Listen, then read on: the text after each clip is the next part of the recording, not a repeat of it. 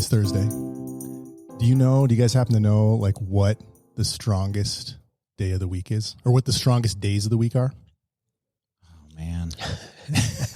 I'm going to memorize all the dad jokes so I can maybe call you on one, but no, I don't. It's Saturday and Sunday. The rest are weekdays. Oh God. And thank you for coming. Yeah. I feel like we have some like special effects, but I lost my little sheet that like tells you which one. Yeah, I can't remember which one is the. Oh, there we go. There we go. Is that good? Is that Nice. good? Yeah. That's awesome. So, all right, Thursday night on the MCP, we're sitting in Guru Bikes. It's been a while since we recorded here, actually. I know. Yeah, I keep coming out to your place and riding. Yeah, you were out at my place. We were out at Pivot. We were at Jesus' place, Ride Tucson. Yeah. So it's been a minute since we've been here. So I kind of feel like this is home. Yeah. Yeah. But you rearranged the chairs. Yes. There's going to be shoes in this area soon. Oh, where are we going to record at? Same place. We'll still have the chairs. We'll just have to smell the shoes. Wall of shoes. Shoe will be on the other foot. Yeah, the shoes will be on the other wall. So, all right. So Thursday night here, and we've got Dane. Obviously, you guys know Dane, and Dane runs a Guru everything, Guru Bikes, Guru Suspension, Guru Travel, Guru. And we also have Steve runs another shop here in Tucson. The infamous. Yes. The infamous Bicycle Ranch. Would you like to introduce yourself, sir? Sure. Steve Morganstern, Bicycle Ranch Tucson, longtime friend and fan of Dane's, and happy to be here. Where did you guys first meet? I don't know. That's a good question. Yeah. Oh, somebody I worked with started working with Steve, and that's how I met him. Okay. So, and she was awesome, and we would hang out. And this is like back in the 80s? No, not quite that long. It feels like it. There's a running joke about Dane's age. Yeah. I'm older, so it's okay. You're older than Dane? Yeah. You look way younger than Dane, though. Yeah, it's because he rides his bike more. So. Is that it? It's a roadie thing. Yeah. You wouldn't get it. It's true. So we got a great topic, and it's really about consumer direct bike brands, and I thought it'd be interesting to get together with a couple bike shop owners and get a different perspective as a consumer. And I'll start out by kind of giving my perspective, but maybe before we get into that, you could tell us a little bit about Bicycle Ranch. Yes, sure. We opened in 2013 after years of doing different careers: sales, marketing, customer service. I was friends with all the bike shops in town. I've been riding my whole life. Yep. And my father actually retired in 2012, moved to Arizona full time, my folks. And he said, well, what do you want to do if you're not happy? And I said, well, maybe I want to open a bike shop. Little did you know. Little did I know. So I was friends with the guys who actually own the Bicycle Ranch in Scottsdale. Okay. And so we tossed it around with them, talked about what it looks like. And I went around to every shop in Tucson at the time that I knew and said, can Tucson support another bike shop? Oh, that's cool. In what area? What does it look like? And we started small. Yeah. Opened up. We partnered with Giant and Cannondale as our two brands, and have been with them for 10 years. Still carry Giant and Cannondale. Still carry Giant Cannondale. We do BMC as our niche brand, but everything I could want. They've been super supportive through COVID, through everything. We were in one location for 7.5 years. Yep. And because of COVID, a space opened in our shopping center, and I went down and said, well, what would it look like if we maybe moved into this bigger space? Because we were so full of service during the COVID boom that we had outgrown. Right. And one thing led to another. Now we're in a new space just over 3 years, and there are days when it's not big enough. Dave knows the feeling. And I'm looking around. It looks pretty busy in here. You guys are going to have to expand soon. Yeah, right. We did. and then as soon as you do, the business stops and you go, why do I have all this space? But it's been going great. I love being involved in the community. I love that the whole bike shop community is very small. Yeah. You guys all know each other? We know each other. We work together. There's very few animosities between shops.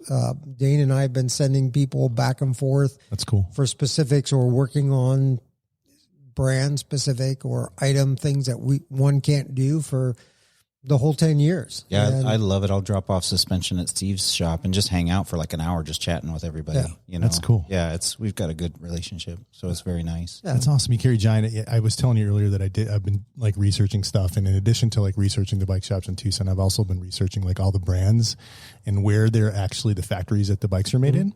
And it was surprised to learn that like Giant makes 86% of all bikes. a in the lot world. of the bikes in the world. Every Giant dealer Taiwan. will tell you that. Right. Oh yeah. Say no. We know it's goes down to, and I'm sure we'll get to this, why they're such a good value. And they are a leader in innovation that didn't get recognized for a long time, especially here in the States. Right. Until they said, this is stupid. We should be putting our name on this stuff that everybody else is riding. Yeah. And they still, for the bike brands, even that they don't actually assemble, because don't confuse that they don't design everything. Yep.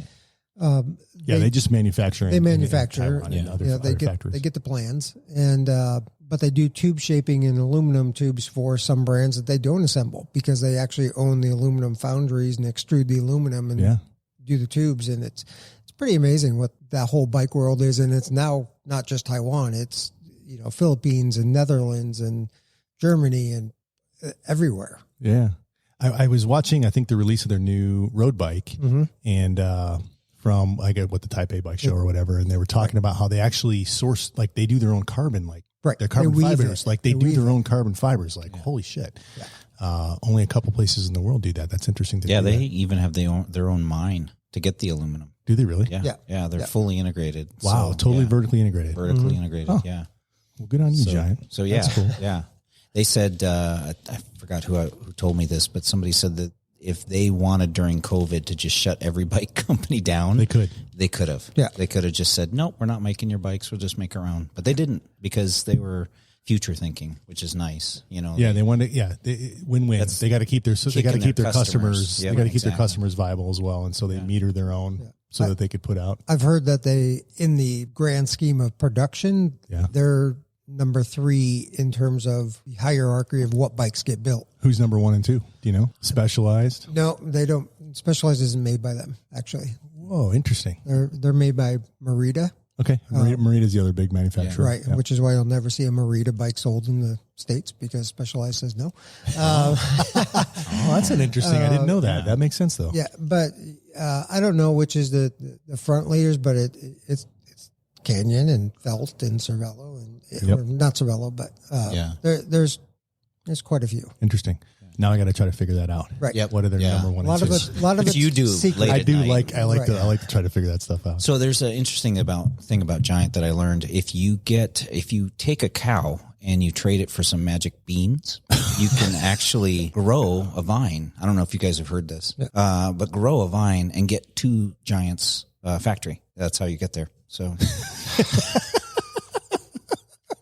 Dude, wow. You could have given me 700 guesses. I would not. I love it too, because you guys were like on the edge. What the hell are you talking about? Where are you going? Did you just make that up on the spot? Yeah. That's nice. Yeah. That's I good, didn't man. deliver it as good as in my head, but I tried. If you don't try.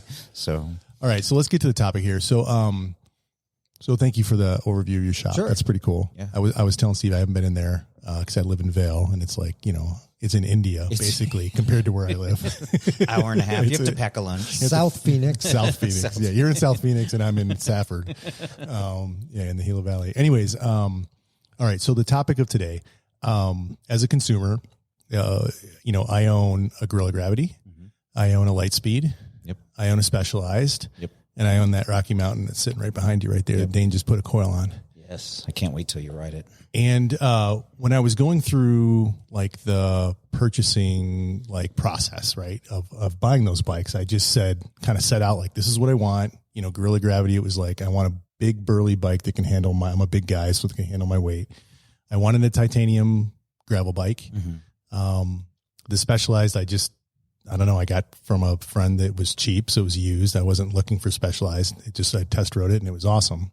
And then you talked me into buying that Rocky Mountain. Yep. One day, just randomly on a whim. Yep. But I never thought about anything other than these are the specs that I want. This is kind of the suspension design that I want. This is the material that I want it made of. And this is my price point. Yeah. That's all I thought about. I do a lot of my own maintenance, which and so I'm not as dependent, I think, on a bike shop for maintenance. Mm-hmm. But I never one time considered the implications of where I was spending my money. And I really love the Tucson bike scene, and I really love all the shops here. And I never thought for a second that my purchases were like could cause any kind of harm or that I was taking business away from the shops until I met with Dane. And Dane just constantly was like talking about consumer direct and how much he loves it. Right. Well, so that I don't think any consumer should feel bad about doing. I think what you did was normal, and I feel bad. You shouldn't. But I've had a lot of conversations with people, and what I realized is they don't know. Just like you, they have no idea that there's kind of this struggle in our industry, anyway. Yeah. Between our survival, bike shop survival, what we see is like the future, which is, what you get from our shops, which is a place to go for advice, for help. We can work on your bike, or we can help you figure out how to work on your bike. We can help you get the right parts. We can help you figure out where the trails are. We can take you to the trail. We can go riding with you. We can get you fit. We can work on your suspension. We can do all of that stuff. And a lot of consumers don't know that that's in jeopardy, and because there's this kind of shift. Yeah, Steve, what are your thoughts, man? Well, the consumer direct, obviously, Amazon, everything coming in, the big scare, we were going to lose everything for bike shops. When Canyon came in to the States, everyone started quaking because the prices were low. Were they the first big brand, big consumer direct brand? I don't know if they or YT were the first two. YT. Well, YT's still pretty small, isn't it? I mean, it seems to me like it's pretty small. Yeah, I'd say Canyon's the biggest in terms of impact globally and coming into the market. Because one of the first that I ever saw was Iron Horse. Iron Horse stopped doing bike shops. Right. And they went consumer direct, and within a couple of years, they went out of business. Right. So a lot of us in the industry were like, we saw YT. That didn't work. It didn't work. And then, like Steve said, Amazon was becoming a thing. Yeah, we cut you off. What were you saying? Right. You were going down a path. Yeah, the path was that Canyon was going to be this big, scary animal, was going to take all the business, all the bikes. And the reality is they fill a void for those maybe looking for the right price point, or maybe not as picky, a consumer or someone like you who's very, very comfortable working on their own bike. Yep. They can assemble. They're not worried about it. But for the general consumer, you get this box with a bike and like, oh, it's assembled. Well, that doesn't mean it's not actually. It's fully assembled. The gears aren't going to be dialed in. The rotor may not be straight. The wheel's not true. As good a bike as anyone is, they need a touch. Yeah. Right. And coming into the business and seeing that start with them and other brands was a little scary. I'd say the bigger fear for me, or the bigger challenge, is people showcasing, where they come in, oh, I saw this helmet online. Yep. I really like it. Try it. I'm going to say, well, I'm going to go think about it. And they go buy it on Amazon. Yeah, that's shitty. Right. Well, so we see it as shitty. Right. But again, I'm learning from you that it's not necessarily the intent for people to be shitty. Yeah. They're just like, hey, I want to buy a good example. I'll give you a good example. I think Steve may agree is we do a lot of downhilling in the shop, and people want pads and armor for their downhill, but shops in town don't stock a lot because we don't have a big downhill scene here. We don't. And also you can get a lot on, you go online and you find it on sale for pennies compared to what we have to pay for it, and that's another thing that the consumers don't know, is that we buy stuff at a different rate. And when it goes on sale, we don't often get, we just make less.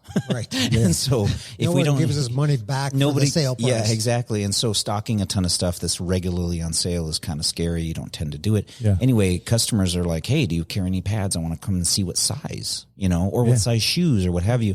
And so they're just trying to try this stuff on. And then they're, on a budget, dealing with inflation or whatever their constraints are money wise. And they're like, I want to find my best price, so that's not a bad intent, I think the biggest thing that happens is that the bike shops see that as aggressive and like harmful, and it's meant to be done to us, and it's not. It's just a consumer just being a person.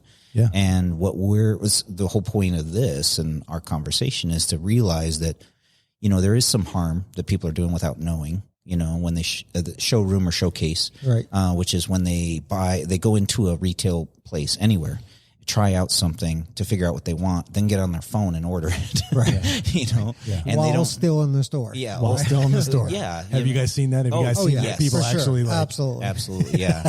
And they don't understand that it's I just saved $6. It's kind of rude. Yeah. It's kind of rude, but they don't see the value in the establishment. Right. They don't understand that we have to pay for this stuff and it has to be here and there's a cost to that.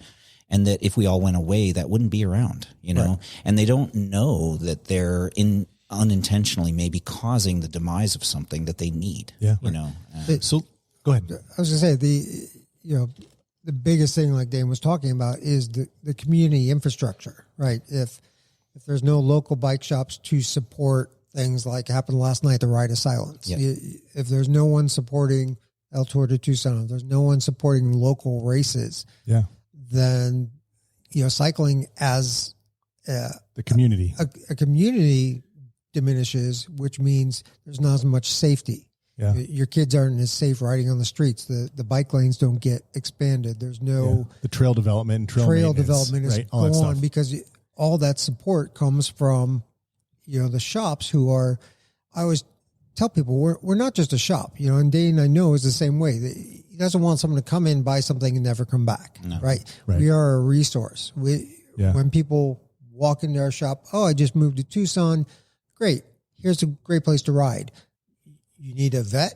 You need a dentist. You need a great restaurant. What kind of food you want? And I'll spend more time talking about Tucson and the cycling culture and the rest of the culture rather than trying to sell something. Yeah. Because if you establish that relationship, I've had people we talk about like that, and they're just here on vacation. They just want to walk in a bike shop because, like all of us, they geek out on that. Check it out. And you talk to them for 20 minutes, and like, well, shit, I got to buy something now. Yeah, I mean, I feel bad I that got to buy here. something, right? Give me some Gatorade, right? Whatever. But that's the culture, right? That's you won't get that from Amazon. Like Amazon is not going to fix your bike. No.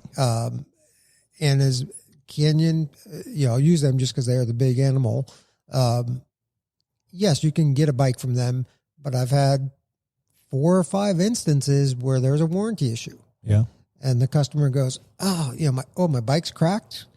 Can you call and get it fixed? And I'm like, no. Yeah. I'm not spending 3 hours on customer support calls, wasting my time to get warranty that I get nothing out of. Yeah. Right. You call them, get them to send you the part.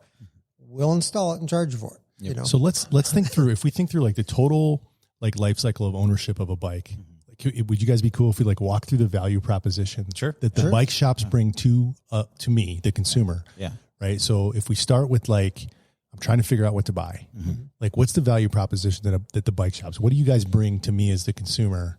And I'm trying to figure, you guys know my local trails, right? Or roads. I'm a mountain biker. My clothes don't match my bike. What's the value proposition? Maybe start with Steve. Sure. So we have people come in and we try and find or help them determine which direction, what kind of bike. So as a mountain biker, someone comes in and says, I want to start mountain biking. Great. You want to do cross country? You want to do trail? You want to do enduro? Do you want to do all mountain? Like in the 80s, it was easy. Yeah. Here's a bike. Knobby tires. Knobby tires, no suspension. It's a mountain bike, right? Yeah. So now we have this diversification, specialization of bikes. So helping someone pinpoint what's the right bike. Right. You guys have unique knowledge of the local trails. Right. That like, let's talk about, because this is a mountain bike podcast, right? Like the bike that you would buy for Tucson might be different than the bike that you would buy for the Pacific Northwest. Yeah, absolutely. Yeah. And you'll see, as Dave was talking about, that whole consumer, I see it, I want to buy it. The bike brands, I think, are pushing a little bit. You see people out on Honeybee riding 150 suspensions. That was probably me, right? Because that's what's cool. That's what but it's totally overbiked. It's the wrong bike. Yeah. For what they're doing. Yeah. So our value is we're going to help you find the right bike, right? Pinpoint you in the right direction. Make sure you're spending the right amount of money. I tell people all the time, if you're really getting into biking and you're planning $1,500, you might want to look at $2,000, right? You want to buy a bike that you can grow into, not out of, in 6 months, because you're not getting your money back. So you're not just upselling? No. That was a joke, but I gotcha.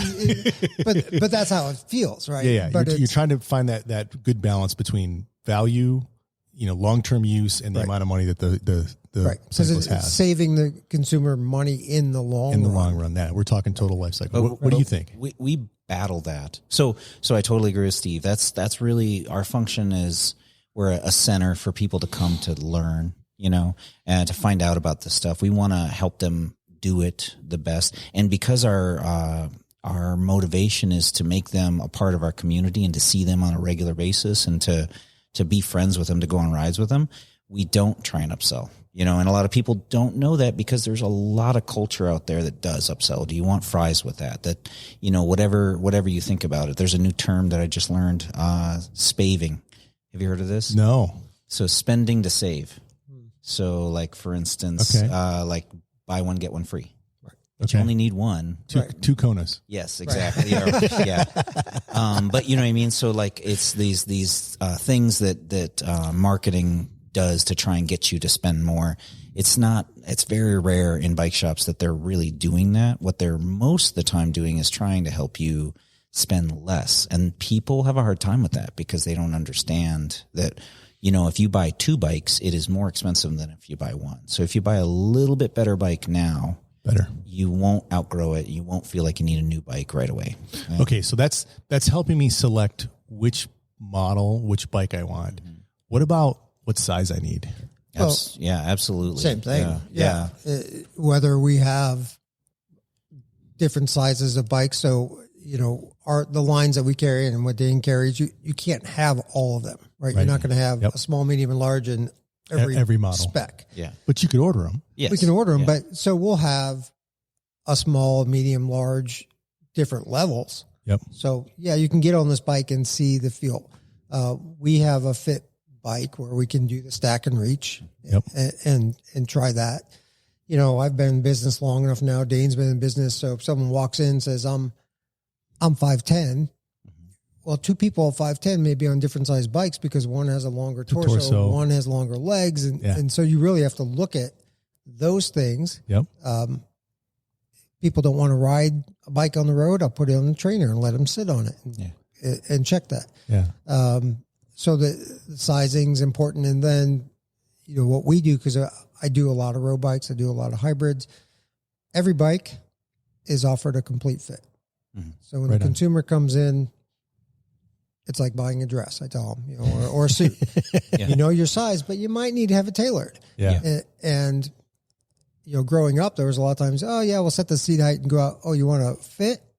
That's going to cost you more. Yeah. And I always thought, why? Why am I buying a bike at $500 or $15,000 that isn't dialed into me? So for me, that huge value proposition is we do a fit with every bike. Okay. We do the static fit. You go ride it. Yeah. If you feel funny after a couple of rides, you come back in until we dial you in. Right on. So there's so much more that is needed than getting the right bike at a right price. Yeah, it's crazy. I've seen nice bikes at Costco. Yeah, they did. They have an intense 951. Trail bike there for $3,000. And they come in sizes. Imagine you don't know anything about bikes and you go and spend $3,000 on a bike at Costco. Like, what are you getting? Like, I mean, I cannot figure that out. Somebody is using different criteria to make that purchase. They're thinking, one, this is what I hear all the time from Costco. Oh, well, I can always return it to Costco. Right. That's what I hear. You can. Or REI. Yeah, or REI. That's a big thing. So their mindsets are different. And so when you're dealing with consumer direct and these companies that have the disadvantage of not being there, and not being able to do a fit on you. And what Steve was talking about with the fit is, I really want people to sink in. You can get, if you're a medium, that's awesome. You can get a medium. It's still not fit to you. And people don't quite understand that the seat has to be set at a certain height, at a certain fore and aft. Yeah. The stem can be variable on how long it needs to be. The bar width can be changed. We're talking about mountain bikes, let alone when you get into road where you're riding 4 hours in the same position. Right. So these fits are integral to being able to ride better, have more power, more comfort and ride longer. But you walk into Costco, you get none of that, you know. And so how much money are you really saving, you know, when you get something from Costco? Because if you buy up, I get it all the time where, you know, the Canyon Road bikes or whatever it is. Okay, I bought it online. Now I do fit. Well, okay, so there's it's the wrong size bike. Well, it's a minimum of $120 to get the fit. Yeah. Right. And we have someone that does pro aero fitting. It's $600, right? Yeah. Right. And if you look in town, you're going to range from $120 to $300 to start. Or, you know, I know what you guys charge, but that person may go, you know what? You bought the wrong size bike. Yeah, and that happens. And there's really nothing a fitter can do. I mean, they can fit it as best as they can to you, but if it's the wrong size bike, you can't change the tube length. It's the worst thing to hear. You just bought a bike and then you find out it's the wrong one. And then what do you do? And if you're interested in this whole topic of fits, you can go back. Episode 62, we had Frank Hazer on, Frank the fitter from Benz, and then episode 65, we had your fitter, Tyler Vandruff here with Guru. Yeah. We go into a lot of details about bike fits, what it means, and why it's important. All right, so you help them pick the bike. Yep. So then the bike shows up either at my house or in the shop. Yep. What do you guys do different when the bike shows up in a box, like the boxes I'm looking back there, compared to what I do as a consumer at home? So I do know that some consumer direct bikes do get assembled beyond what we normally get. Okay. And so they take more care in trying to put the bike together for the consumer. So they don't do as much, but it still has a lot of stuff that needs to be done to it. So for instance, some examples of the things like in the bike shop side, we may be doing cutting and measuring brake lines, cutting and measuring derailleur and cable lines. We may be aligning, we may be installing chains, we may be installing a lot of the parts. Some of the high-end bikes, because they're so modular and we do customization, they're just pieces. So we're assembling the entire thing. Right. A consumer direct will come 80, 90% done. You turn the bars, you put some pedals on, put the fork on, and maybe, and that's about it as far as in their mind. Yeah. The problem is the brakes are going to rub. The headset may not be tight. What about the wheels? The wheels may not be true. Usually not true. Yeah. I mean, doesn't matter how good the wheels are. Machine-built wheels, yeah. And then they travel and shit happens and temperature changes. And let's talk about this. Everything, we tell every customer, everything on the bike's going to settle and need a little attention. And most bike shops will offer what they call a 30-day check or an after-purchase check or something like that, where we're going in. Where it's not a tune-up, that's one thing that customers misunderstand sometimes. What we're going in is retightening, rechecking torques, rechecking bearing adjustments, rechecking spoke tension, making sure everything is to the right tolerance because it'll make it last longer. If you take a Walmart bike and do these same things, that bike will last much longer. Yeah. I mean, and people don't know that. To have a bike professionally set up. Yep, and to have it set and tensioned properly, the bike's life will be extended, and you don't get that with consumer direct. You have to go pay for it. All right, so let's keep going on this. So I got the bike, I got it fit, I got it sized, it's built up, it's tweaked, it's all like running smooth. Do I need just a bike to ride, or are there other things I need too? No, you need all the accessories. Yep. One, you want to be safe. So I have three main things. So three main things you need to be able to hydrate. You need to have safety, so helmet. And it's a good idea, especially mountain bikers, to have some sort of flat protection or flat repair. So ours are the same, but we call it being HIP, hydration, inflation, protection. There you go. HIP. I like it. Yep. So, I'm trying to think, could I use that? I could probably use that in my bedroom as well. Oh, yes. Hydration. Inflation. Protection. All those things work. Those work on the bike. That's a whole nother podcast. You went there. My poor wife. My poor wife. All right, so you're helping them, and the type of hydration I need is different depending on where I live in the world. Yep. Yeah, how much you're going to drink, how long you're going to ride, all of that, whether or not you need nutrition, if that's going to enhance your ride or not. You need where you're going to carry it, if it's going to be on the bike or off the bike. Yeah. Hip now is really big, right? Yeah. Hip packs. And that has a lot to do with the flat protection, how you're going to protect your tires, whether they're tubed or tubeless, if you're going to have plugs or if you're going to have an inflator, if it's going to be a CO2 or hand pump. And to take it a step further with that buying process is, besides the necessities, where to spend your money and where to go on Amazon. Yeah. I tell people, don't buy cheap shorts because you're going to regret it. Yeah. Right. That's very true. I know. I've had plenty of saddle sores from cheap shorts. You can buy a cheap jersey. Go on Amazon and buy a $30 jersey. Is it going to look any better than a $100 jersey? Probably not. Yeah. may not fit the same, but you're not going to buy $30 shorts. Yeah. Right. Shoes, a good fitting, supportive pair of shoes. And people start looking at shoes and like, $100, $200, $500, for a pair of cycling shoes when you're talking road. But it's easy to convince someone who used to be a runner, right? Like shoes are super important. Yes. Yeah. Runners replace shoes every 6 months and they're $200, right? Yeah. And don't even bat an eye. You spend $500 on a pair of cycling shoes and you do it right, they're going to last you 5-6 years, right? Yeah. So for road shoes. For road, mountain, you don't have to spend that much, but they won't last as long. They don't last right? that long. Well, and what kind of shoes? What kind of pedals? What kind of all of that stuff? Clips, flats, clips, toe cages, power grips. I just rode power grips. So, you're showing your age now. Those were big in the 80s. Yeah. I rode them in the 80s, and we did a retro ride, and the bike I was riding had power grips, and I was, You should probably explain what power grips are for our demographic that's less than 70 years old. Yes, that's true. So power grips back in the 90s, thank you very much, was a strap that went diagonal across your pedal, and you would put your foot in diagonal, and then as you straightened it, they would tighten. All right, so I own the bike. I've got my accessories. I got my helmet, my hydration. I got my flat protection and, repair kit or whatever, basic tools that you carry. Now where are you going to ride? Yeah, where am I going to ride? Yeah. Who are you going to ride with? Yeah. Who am I going to ride with? How do you guys help there? All over the place. One, we all ride the trails, so we can help you with which trails. Like, I'm not going to send a guy who just bought a front travel hardtail, down Rocky Bug Mountain Springs. Fusion.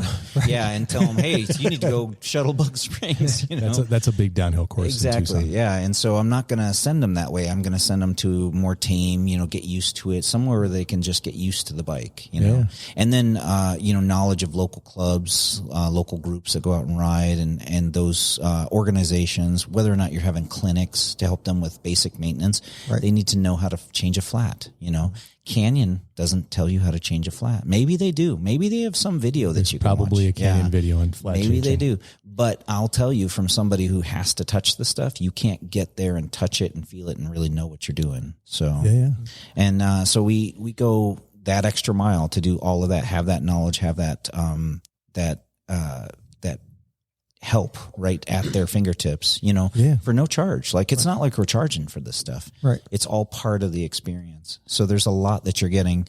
And then you get to buy something from somebody in a place and feel secure about it. It's not over the internet. You're not sending your money into cyberspace. Okay. So that's a great point. We should have talked about that. So like, you are confident that what you're buying is actually what you want to buy. You get to touch it and feel it. Not a Chinese knockoff, right? Which I'm sure is, I know for sure is proliferant. Yeah. Proliferant. Yeah. So what's that word? Prolific. Prolific. Thank you. Prolific. You're welcome. Prolific. Yeah. Prolific. I bought a set of. Not to be confused with prophylactic. Oh, yeah. Well, you went there that time. Well, you opened the door. I opened the door. It's that kind of podcast. You're good. But Dane, I don't even know if you know this story, but I bought a set of SLX cranks. Oh. Off of eBay or something. Super cheap, like $50 brand new. Yep. And I got them. I put them on. I went on a big group ride. We were way out in the middle of the desert, like way out there. Cranks are kind of set 180 degrees from each other, right? I go down a hill, and all of a sudden, my cranks, like the spindle completely shredded. Yeah. And both my pedals were pointed towards the ground. And I'm like 10 miles in the middle of nowhere, right? That happened about 6 months ago. I was like, all right, that's the last time I buy a set of cranks. From some unknown source on eBay. Oh yeah, that happens. I had a guy who was really into lightweight stuff, and he bought something on eBay, lightweight handlebars, carbon handlebars.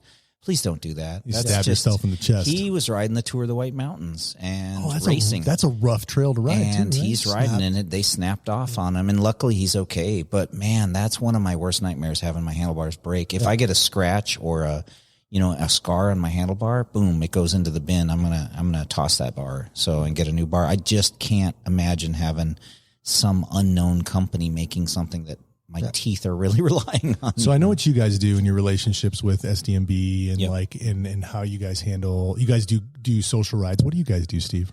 So our mainly road. Okay. So we do shootout. No, we're They opposite. have their we have our they own have their ride. own shootout. Oh, which you is- have it's called the a- anti-shootout. It's called the Roundup. Yeah. Okay. It's a little shorter than the shootout, Okay. but we stay northwest.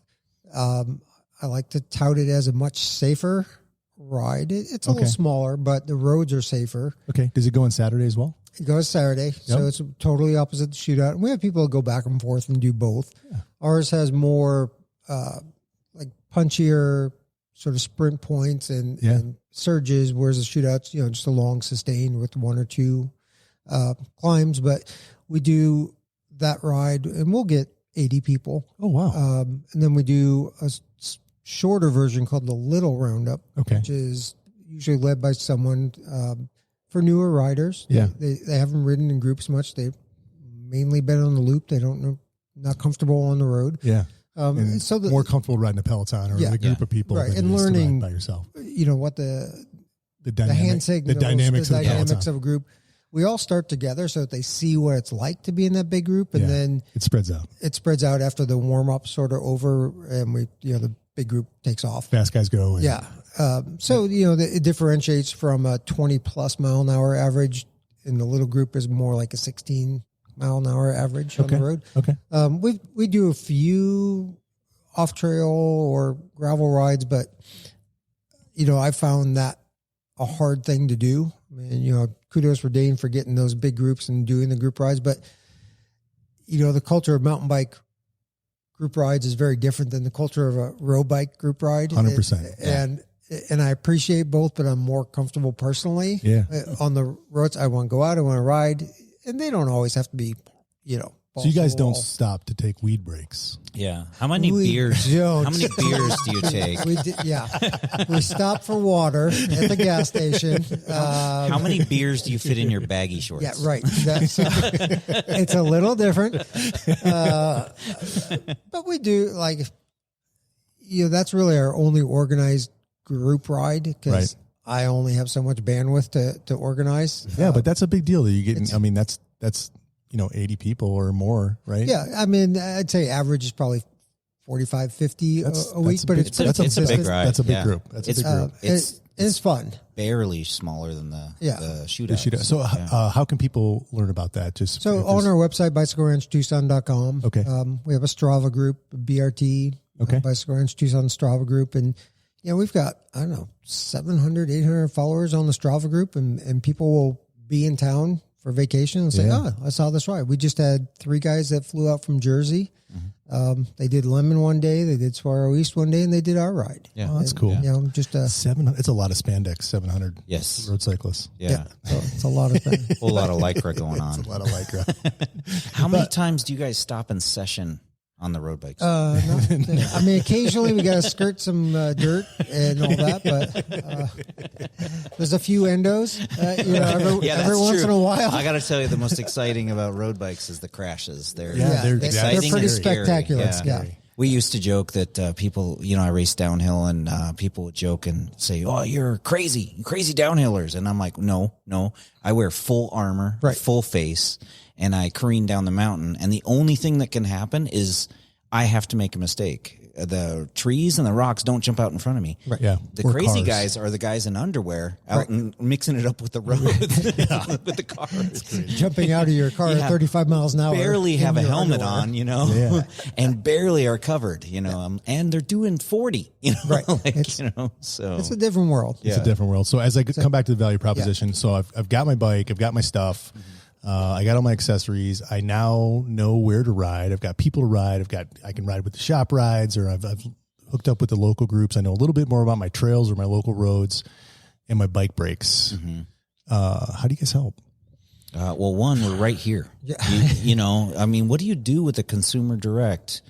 They don't even encourage you to just box it up and send it back to them to fix. Right. They'll tell you to take it to a shop, They don't have an answer for that. So your answer is to go back to a shop. And so if you bought the shop there, you've already got the relationship. Those people are happy to see you come in, and they're looking to do anything to make your experience better. Yeah. But when you roll in with a broken consumer direct, now you need our help. And it's a little bit of a knee jerk that happens. And we actually force ourselves here, and I'm sure Steve does too, to not have that attitude with the customer. Still a customer. Yeah, well, exactly. Absolutely. And the same thing happens with, non-consumer direct when you're talking about some other another brand. brand that bought stores here in town, right? It's corporate now. It's not local. They're not supporting. I mean, they're giving jobs to people, but it's not the same, right? Not a local. You're talking about specialized. Maybe you don't want to say that, but I can say that. You can say that. Well, there's a few of them. Right. Actually, there's more than just specialized. Right. Trek and specialized both, right? Yeah, Trek I think is still they're still personally owned, but that's a whole nother story. Yeah. Okay. They're actually, and just to say this, just to be clear, because I do business with both of them. Yep, and I do too. They're good people. They really are. But what I think Steve's trying to say is that sometimes you get that attitude no matter what you bring in if it wasn't bought at that shop. Well, especially if it's someone who's been in, and for example, the Bicycle Ranch in Scottsdale, they used to have ABC rides every Saturday. Okay. Hundreds of people. What does that stand for, ABC? So like fast. Oh, gotcha. Different levels. And then, with COVID, they kind of stopped and all that. And it got to the point where up there, they were tired of getting hundreds of people coming out for their ride and showing up on a new bike from some other shop or consumer direct every week and not giving back to them. Yeah. Right? So my philosophy is, look, I'm not going to sell everybody a bike. No, right? you just can't. Not even my friends, right? I've been a Cannondale rider since 1987. Like how they choke that out. That has always been my brand. Like it's in my blood. I'm kind of brand loyal. Very innovative company for sure. Thank goodness the Giant gets it. They know I love Giant and all they've done for me. Yeah. Someone puts a gun to my head, I have to pick one of the bikes. It's probably going to be Cannondale because that. Yeah. You just got that history. I've got the history. Yeah. It always feels like it fits me better, but it's probably just mental. But so I know there are people who I really want this Cervelo. I really want this Trek. I really want this Specialized. Like, I get it. But at the same time, part of me is like, the National Bicycle Dealer Association, their big tagline is buy where you ride, right? They've been pushing that for years. Buy where you ride. Yeah. Yeah. And it's not always going to be that way, right? You're going to buy... someone may come down here and buy a sweet Rocky Mountain from Dane. Yeah. Great, but they live near me, so they may come in for service. Yeah. And as we all know, the service is what keeps us going more so than the bikes. Service is where the people get the connections. Right. You know, I mean, we keep saying this, we want people to come back. Well, they kind of need to at some time. They need little things and stuff. We have people that come in this shop and they just want to hang out. I had like 3 that came in today and they just want to hang out. They didn't buy anything. It doesn't bug me at all, because eventually they will buy something. Well, they're part of the culture and that's what we're building as a culture. They're part of the family. Yeah, exactly. It's absolutely a family. And so when somebody shows up, to the family that wasn't invited, I don't know if that's the right analogy, but it's just basically when that happens, you get this kind of knee-jerk want to respond in a certain way. Yep. And I think one of the things that drives people to consumer direct is that kind of attitude is to run wild in some shops. I think some people get that feeling. Right. They go to the shop. They go to that first initial shop to get that first initial look at a bike. Yeah. And the guys have attitude and the guys have, or the girls or whoever they are, them, I don't care, but whoever they give them the attitude that they really shouldn't. They don't have that welcoming. And then that person now doesn't have any investment in that shop. And so then they see an ad on, YouTube or Facebook or whatever, and they get more connection from that than they did from the people in the bike shop. And a lot of it is that instant gratification, right? Yeah. So I've had plenty of people walk into other shops, they look around, no one says boo to them. They're ready to spend money. Yeah. They walk out, they come to my shop and we talk, and sometimes they wind up buying them from us and sometimes they don't. But there is that instant gratification of, well, they don't have what I want. They didn't seem interested, because there are plenty of shops that have that elitist attitude, especially admittedly rode, saying, oh, you're not a racer? I don't want to talk to you. Yeah. There was a shop in town that is no longer in business that said, we don't work on cheap bikes. Yeah. Take it across the street. Well, guess what? The shop across the street still in business. Still there. Still right? Yeah. The other shop is not. Yeah. So for me, I came from the auto industry a lot, many years in service. Right. So the person driving the clunker $500 bike is just as important as the person riding a $15,000 bike because it's their bike, right? It doesn't care if you're driving a Chevette or a Lamborghini. Yep. That's their car, yep. Right? So that attitude does get conveyed when the person first walks in. I mean, you heard my story. It was a couple months ago. I walked into a very popular shop in town, and I really just wanted to see what happened. And I stood there for 20 minutes. Yeah. I don't look like a cyclist. I got thousands of dollars in my pocket. Right. And I don't look like a cyclist, but they didn't say a word to me for 20 minutes. I turned around and walked down. Yeah. And I'll never go back in that shop. And it's frustrating because it's so easy to just say hi to somebody. Oh yeah. And how can I help you? Or if I'm busy, I'll be right with you. Right. Yeah. And that's one of the things about this consumer direct. I think, I do a lot of, online just monitoring forums and groups and stuff. And the gist that I get from a lot of those groups is that they're frustrated with that. Yeah. And that why wouldn't they just get a bike cheaper somewhere else and they don't have to deal with that, and I don't know if Steve and I are just anomalies, I don't think we are. I know a lot there can't be more than two of us. Yeah. I know there's a lot of good bike shops. I have a saying, if you're, this is about mechanics. Every mechanic has a bad day. You've heard me say this before.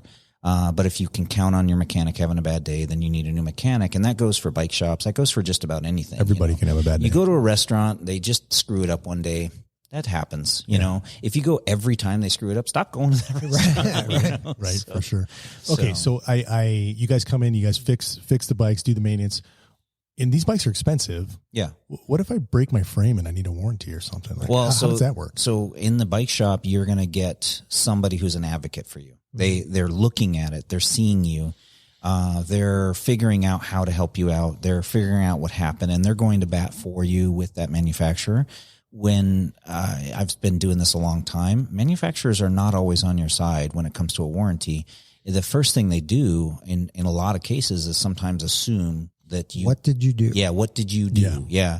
And that is frustrating, you know, for somebody who doesn't know. And sometimes people do things to their stuff and they need to try to pawn it off as a defect. Sure. But when you have an advocate, you have somebody who can help you through that.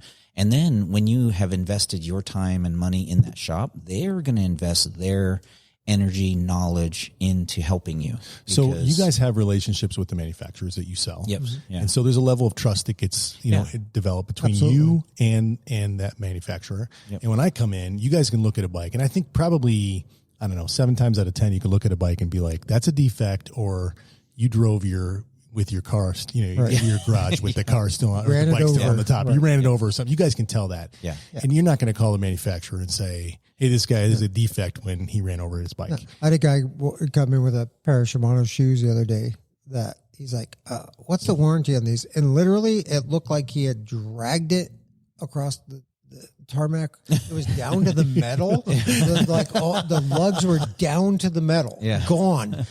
And I'm like, this is not a defect. You wore them out. I mean, I don't know if you did this intentionally, but sorry. Kudos. You get kudos. Good job. If you did this under normal riding, you're a chief, man. I want to go ride with you. So, and I'll touch upon this because I am a Giant dealer, and they have, I would go out on a limb and say, the best warranty, bar none, in the industry. They have... What makes you say that? Like, what are the attributes that make the best warranty? They have what's called composite confidence warranty. So anything carbon on a bike, so be it the frame, seat post, bars, wheels, if you buy a bike that's got a Giant carbon component, the first 2 years, as long as you don't run it over with your car or run into the garage, if it's broken, they'll replace it for free. Wow. So in the years that they've been doing this, I've had couples who on their brand new bikes were out riding. She knocked him off. They both, Why's it got to be her knocking him Right. off? Could have been the other way too. he gotta lost be her. control. He couldn't do it. Yeah. They both broke their frames. Brand new frames. Wow. So you pay for the labor to swap it over, but Yeah. $300 is better than $3,500. Yeah, for sure. I had one guy bought I don't know, it was probably $7,000, $8,000, $9,000 road bike. In those 2 years, he wound up with 2 frames and 4 wheels from getting hit by a car, crashing in a race, Oh, wow. just pothole, blew the wheel. Doesn't matter. They will replace it for 2 years. And it's absolutely amazing. Yeah. You drop your chain and you try and get it back and it just gets stuck and it grinds and tears out the bottom bracket. Probably because you shouldn't have put that in the much wrong gear. power, right? Yeah. Whatever it is. New frame. But so if I'm buying consumer direct, I'm basically on my own then to work with, and I've got no trust established, no relationship established with that company. And I'm on my own to convince them that this is actually a warranty that they should take care of. Yep. And a lot of times you do have to send it back. So now you're out your bike For a long weeks. time. Yeah, you have to ship it. Sometimes they'll send a call tag. Right. Again, trying to be fair. What's it called? Heck? Call tag is sometimes when the manufacturer will pay for the shipping. Prepaid shipping label. Yeah, right on. So yeah, But it's downtime. And it's downtime. You don't have that advocate. That's the big thing. Yeah. When you come into a shop and you have a problem and something happened, we never see pivots getting warranted. It's crazy, but we had one come in last year on one of their new bikes. We've never seen it. And pivot is like, we've never seen that happen. I don't know what happened. What happened? Yeah. And I'm like, this girl's 120 pounds, maybe soaking wet. It's a junior rider, on a $10,000 bike. So it's not a cheap bike. Yeah. And this is in a place that it shouldn't have happened. And they're like, well, I'm like, I built the bike. I know it, that's fine. I'm like, even to the point where we delivered the bike to Pivot. You drove up there. We drove it, dropped it off as a whole bike, and they actually swapped the frame out, no charge, for this customer because they wanted to see the whole bike. They're like, what's going on? A lot of times I want to see So they can figure out how to avoid that in the future, get to the root cause. And they're like, I heard, because my guy inside put me on hold, but he's got me on hold, and then there's another, because I call him on my cell phone and on his cell phone, and he's talking to the warranty. He's like, well, this is Dane, so we just need to do it, and that happens. You know? So your relationship drove that, and that for the consumer, yes, right? For the end consumer, and they trust us. They look at us to screen. To make sure that it's not some guy who just took it off a loading dock and landed sideways, so. And the truth of the matter is that if more and more people go and buy consumer direct bikes, less and less people are buying bikes from you guys, your profitability goes down. Yep. And a certain percentage of the shops will close. Yeah.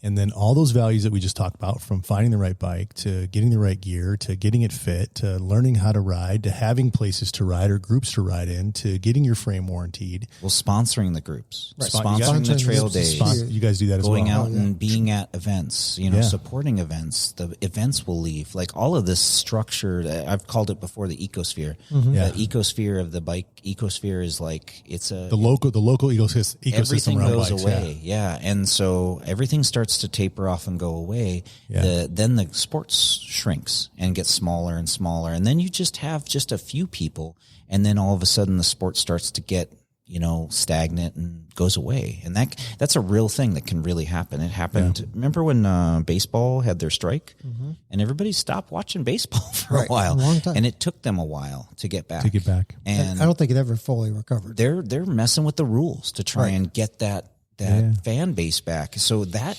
stuff does happen. All right. So we've covered the consumer direct stuff, but there's, in addition to the model that's, dealer model, like buying from you guys, from the bike shops, there's also this click and collect model. So what are your perspectives on that? Like I think you guys both have brands that have that kind of model. How's that working out for you? So if I can interrupt real quick and give you different types of consumer direct, because that's something that definitely is a definition that needs to be out there. There are consumer directs that do not support the bike shops. They don't have any. And that's real. Those are the ones that we're talking about previously. But it's important that people understand that there are other consumer directs that do support the bike shops. We talked about P&W. And sometimes Consumer Direct is a jumping off point. So we were talking about Outbound Lights. You know, Outbound is doing Consumer Direct because they want to build their dealer network. They're trying to create revenue. They're trying to get their name out there. But their intent is to build their dealer network and to support their dealers. And so it's a jumping off point, and that's a very useful tool. And so there's nothing wrong with that. And when we purchase, you know, when we buy, I look at that, you know. And you still get dealer pricing from them so that you can make a markup. Right? I do. Yeah. And their goal is to set their structure up so that they include us in that. One, because they see value in the bike shop. Two, they see value in us being their sales force. You know, imagine one company, small company, 2 or 3 guys, no joke, you know, making lights, and they are trying to sell to the country, and they have to field a call from every person that has a question. Every person that has a question, but every single sale is a different person. If they build a dealer network, then those calls can be fielded by those people at the retail. So you got Consumer Direct that will not work with shops. Yep. You got Consumer Direct that does work with shops. Yep. Yeah. And then you've got this click and collect, which is the working with shops. Right. That's how they work. Those are with kind shops. of the two. So how's that working out for you guys? Yeah. So Giant started doing it just pre-COVID, and we were unsure what it was going to look like. Yeah. And it wound up being one of the best things that ever happened to me. Really? Is it just drove additional business to your shop? It drives additional business, but it's also, step back just a little bit, because in this Consumer Direct or click and collect world, where you buy on their website and you pick it up from Right. a bike Yes. shop, Right. basically. Yeah. there's different levels. So there's some manufacturers that will pay a flat fee to a shop and say, okay, you didn't do anything. They came to us, they bought it, you build it, you'll get a customer out of it, and you'll get X dollars. Yeah. And that's a less of a percentage than the far bike less, that you right. built Usually a up. smaller and- margin. Yep. Yeah. So Giant actually, they've for years been saying, we are not going direct to consumer. We are supporting our retailers. Yep. And their model is, I get 100% of the margin I would have gotten No matter where. no matter what. So a lot of times, especially during COVID, and even now that we are on the other side of adjustments of availability, Yep. there are very limited bikes out there, right? So very popular, like a new road bike, very popular, or a new mountain bike. And there are limited amounts in the country. There are bike shops, like, you know, just throw big names out, like Mike's Bike. Yep. They have millions of dollars. So if there are 10 of these highly sought after bikes available for dealers to order, they could buy them all and sit on them. That means everybody else is out. Yep. What Giant does is they have a thing called WebLink, and they may have bikes that are available to the consumers to order that I as a shop can't order. And what they're doing is protecting the consumer everywhere. So someone in New York can order that bike and have it shipped to their local bike shop. Gives you access to stock that you normally wouldn't have access to. Correct. So if you go on, we can show, and the pricing is fixed in the means of it's the same, not it's fixed. Yeah. But it's $5,200 on Giant's website. You come in my store, it's $5,200, right? So you pay that amount. Wherever you send the bike, you're paying that tax rate. So if there's a store in city limits of Tucson at 8.6 or 9.1% sales tax, I'm in the county, you're going to pay 6.1% sales tax, whether you order it online or not. Right on. So you pay that sales tax. The bike, as soon as a consumer orders it, goes into hold for shipping. I get an email the same time the consumer does saying, confirm your order. I click ship. We're very lucky if it's in the California warehouse. We have literally seen it in less than 24 hours. Right. Sometimes. Yeah. Sometimes it's 3 days, whatever. Yeah. But it comes pretty quick. comes quick. The bike comes. We assemble. We do all the things we talked about for the value proposition. And sometimes there's warranty things. We have some hardtails that came with the dropper post, and the cable's not routed, but the housing was routed, and the housing was stuck in the bottom bracket. So now you can't get a cable through unless you pull the bottom bracket and do, It's a lot of work. It's a lot of work. And we got a warranty service credit for repairing the bike before we deliver it to the customer. So consumer gets that at home, they're out of luck because now you got to buy all the bottom bracket tools and figure out how to use it. Yeah. Or send it back or take it to a bike shop right. or, So with that model, we can go on. We have a TV touchscreen kiosk at the shop. You can go on and we look at the models. I can't order it. It's not as, look, it's in stock here. And they don't ever leave. They just go through and do the purchase on it screen. Comes to your shop and it's none comes to the shop, the difference to the consumer. So our other brand with Cannondale, they don't do 100% margin, but it's pretty good margin. Right. And we've gotten, we don't even talk to these people. We don't know who they are. You just show up one day all and of a sudden I get an email. This customer just bought a $4,000 e-bike and it's coming to your shop. And now I have the opportunity to win this customer for a long-term customer.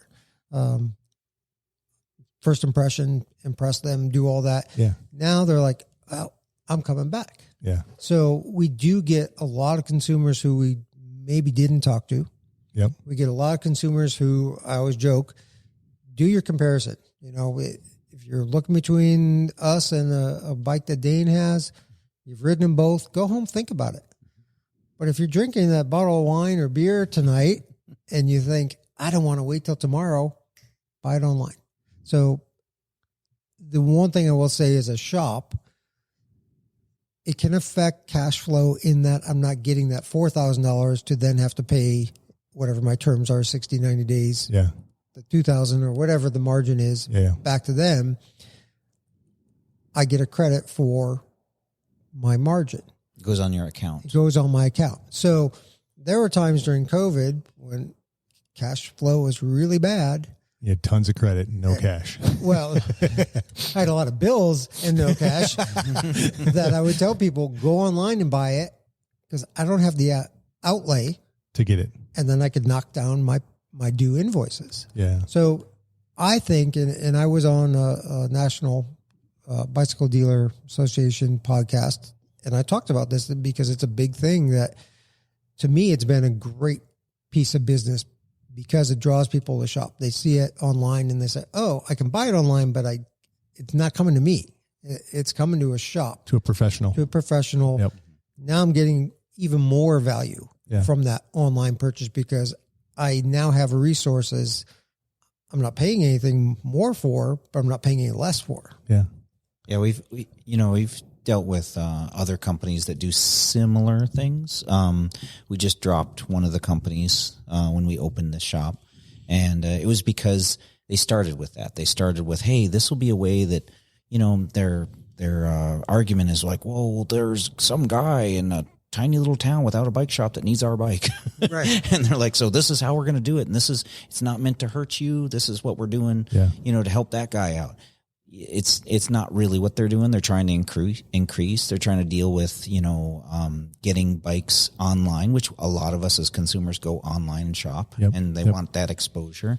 And then they're figuring out how to pay for all that. And then they're figuring out how do we integrate this? And so it sounds like Giant has done a great job of including the shop, but there's a lot of companies that don't, that they've set up their whole supply chain to not include the shop. How does it work? I mean, can Rocky and Pivot, do they have click? Yeah. So Pivot has locally, I think it's called. And so when you can go on Pivot's website and our shop will pop up and you can see our inventory. We had a couple customers who were shopping for a couple switchblades and they saw that we were a dealer and then they called us. They were like, hey, you've got one of the bikes and then we need another one. We want to get them at the same place. Can you get the other one? And we said, absolutely, no problem. Yeah. Those people came in, bought the bikes, and then drove past Pivot on their way out of town, stopped in and told Pivot. And I got a call from Pivot. Yeah, I heard this story. Yeah. Actually. And Pivot, they're just, they're basically because they started that call with like, we got a bone to pick with you. Yeah. Like, we have to talk to you about one of your dealers. Yeah. One of your customers. And my rep calls me and, man, I got a call that these people need to talk to us about you. And I'm like, oh shit. And I thought I was going to the principal's office. Yeah. What it was they were so happy with the service and they were so happy with the experience and they felt it was important to tell Pivot, Right. Yeah. And so there's that end result was great for everybody. Everybody involved was great. Then there's Rocky Mountain will have a click to ship system, and we'll never know the person. We'll get a bike that shows up in an email, like you say, and we'll call that person, invite them in. Hey, we've got your bike built. It's ready to go. We don't actually take payment sometimes, and then we get a credit on our account. And so that's a great way to earn a customer. Again, they're making the effort to include the shop. Right. And when it comes to consumer direct, those are companies that are thinking about the future. They're thinking about how do I keep this going? How do I keep this whole ecosphere, this whole bike industry going? How do we keep these people employed? How do we keep these people telling people about trails and selling bikes and doing all this stuff? And how do we make them a part of this, but include even more people? Right. Yep. That's a pretty good way to go about it. Then there's there's the other ones. Yeah, you always got to build that next generation, right? Like, you know, if you think about even like El Tour de Tucson, you know, it started 40 years ago. A lot of those original riders, they've aged out. Yeah. Right. Yeah. So how are we building if we're not providing the experience of a local ride, of a local shop, of, you know, I mean, like I'm sure you're all guilty of it. You know, before owning or being part of a bike shop, you walk in just to look at all the new stuff. Yeah. Yeah. Right. Yeah. Just check out the cool stuff. Yeah. You know, how often do you guys play badminton? Never. Yeah. Yeah. That's the sport that died. Where's all the badminton shops? They're gone, you know? All right. So, so you remind me of something. There's a challenge I want to issue to our listeners. And I'm gonna reference this every podcast we have for like the next, 6 months or something. My challenge to you is to go bring a new person into the sport. Yeah. To every one of our listeners, to go bring a new person to help them figure out, loan them your bike, you know, point them in the right direction, help them find a good used bike, help to introduce them to the shop, introduce them to trails, teach them, bring a new person into this sport. That's my challenge to every one of our listeners. Yeah. And one thing I would add to that, because, you know, again, there are very specialized shops in terms of, you know, levels, right? Yep.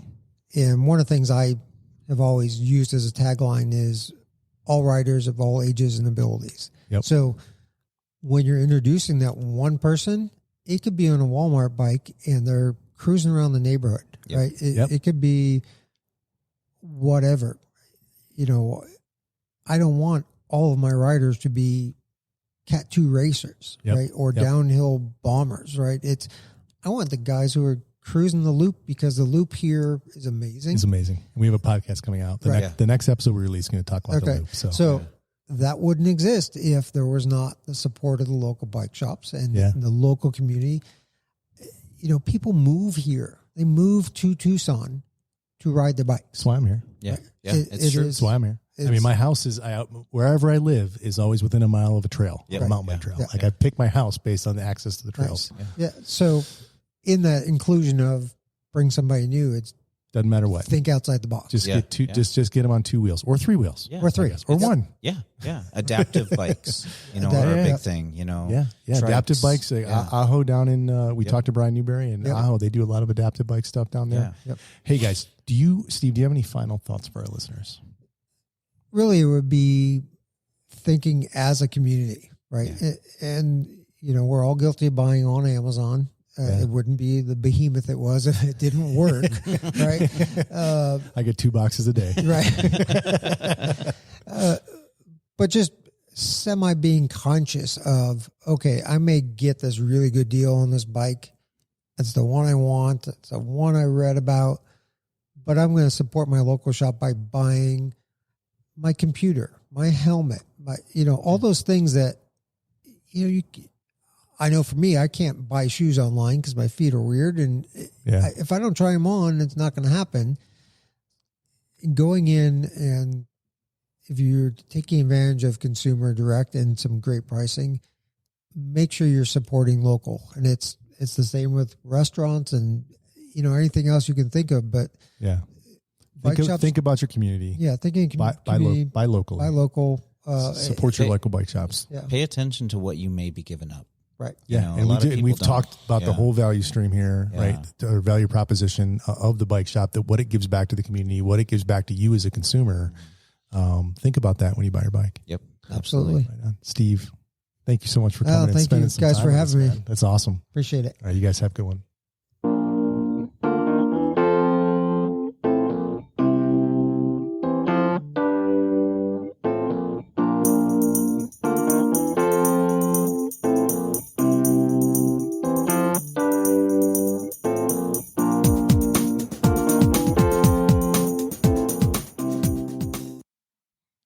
Hey, what's up? This is Josh from the Mountain Cog podcast. You got questions, comments, or feedback? Well, we'd love to hear from you. Shoot us an email. You can send it to mountaincog@gmail.com. Digging the show? There's a couple things you could do to help us out. First, you could tell your friends about Mountain Cog. And also, it would be great if you'd give us a good rating and review over at Apple Podcasts or Spotify or wherever you listen. We appreciate y'all. Go ride. Keep the rubber side down.